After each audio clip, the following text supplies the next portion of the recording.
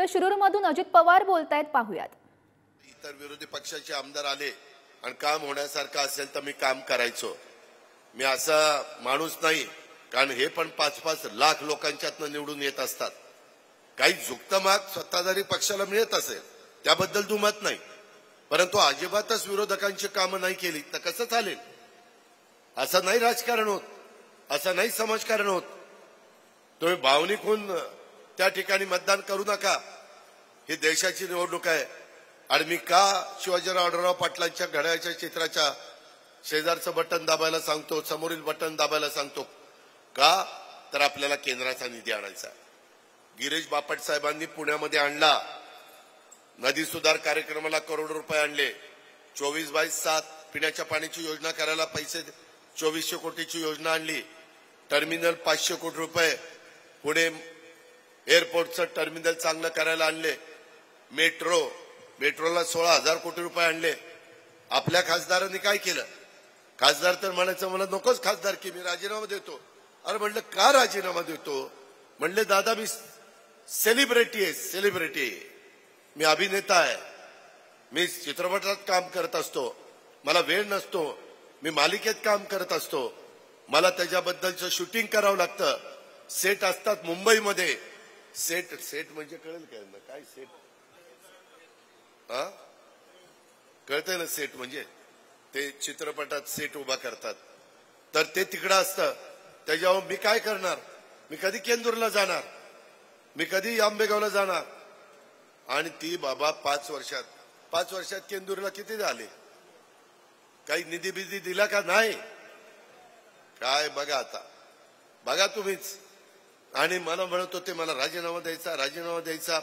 मी कसं बसं म्हणलं नको रे बाबा, आता राजीनामा दिल्यावर लोक तर आम्हाला मतच मागून देणार नाहीत. 5 वर्षाकरता दिलं तुम्ही राजीनामा देता, तुम्ही काय आम्हाला पोरकट समजता का? असं म्हणून आम्हाला सल्ला करतील. म्हणलं नको देऊ. आणि आता एकदम पुन्हा उभा राहायला निघालाय. मित्रांनो, त्यांच्याकडनं काम होणार नाही. माझ्या बारामतीमध्ये देखील सुप्रियाला मी 3 वेळेला निवडून दिलं, त्याच्यामध्ये देखील विरोधी पक्षाचा खासदार म्हणून विकास होऊ शकला नाही. आपल्याला विकास करायचा आहे. मी राज्य सरकारचा निधी देईलच, त्याबद्दल काळजी करू नका. दिलीप वळसे पाटलांना पण आम्ही सरकारमध्ये आल्यावर शेकडो कोटी रुपये दिले. तिकडं अतुल बेनकेला दिले, दिलीप मोहितेला दिले, सगळ्यांना दिले.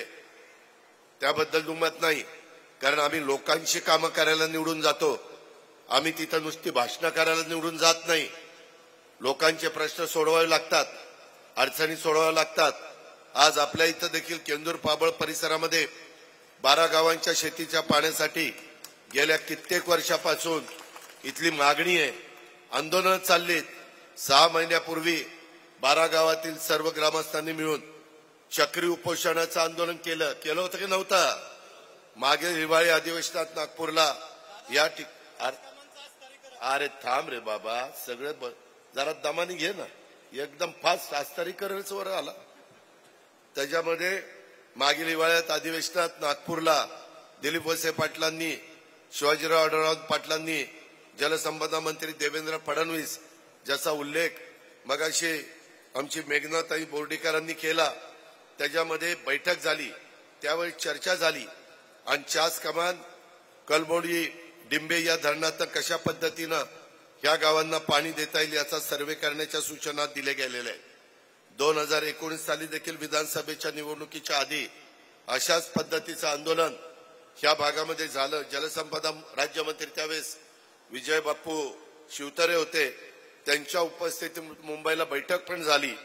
त्यातील देखील सर्वे करण्याच्या सूचना दिल्या. परंतु त्याच्यामध्ये काय व्हायचं, ते कलमोडी धरण आहे, त्याच्यात एका बाजूला माझा आंबेगाव तालुका आणि एका बाजूला माझ्या खेड तालुका.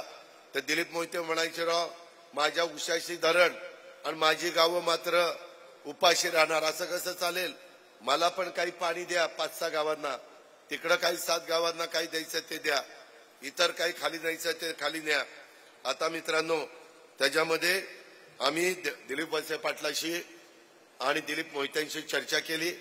मी त्याच राष्ट्रवादीमध्ये मी म्हणलं वाद घालू नका, ह्याच्यातनं लोकांचं नुकसान होत आहे, आपण तुमच्या दोघांचा मार्ग काढू.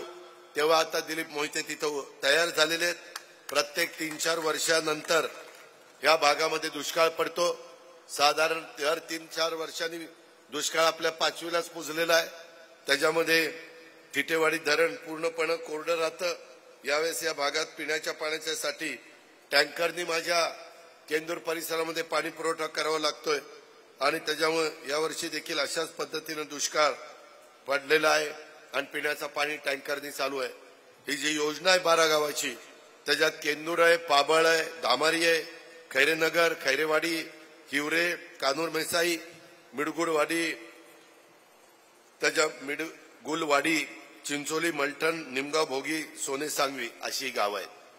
आता आम्ही नवीन धोरण केलंय. मी म्हणजे देवेंद्र फडणवीसांनीच केलं. हे आता यांनी सांगितलं ना, चास कमान कारवा कधी झालाय? 72ला झालाय. दुष्काळी काळात लोकांना हाताला काम द्यायचं म्हणून ती कॅनॉल केलाय. ते जात आहे मुरमातनं. त्याच्यावर पाणी नुसतं पाझरून निघून जात आहे. पाणी पुढे रेटलं जात नाही. आता आम्ही बंद पाईपलाईन मधनं पाणी आणतोय. त्याच्यामुळे पाणी फास्ट लोकांच्या पर्यंत पोहोचतोय.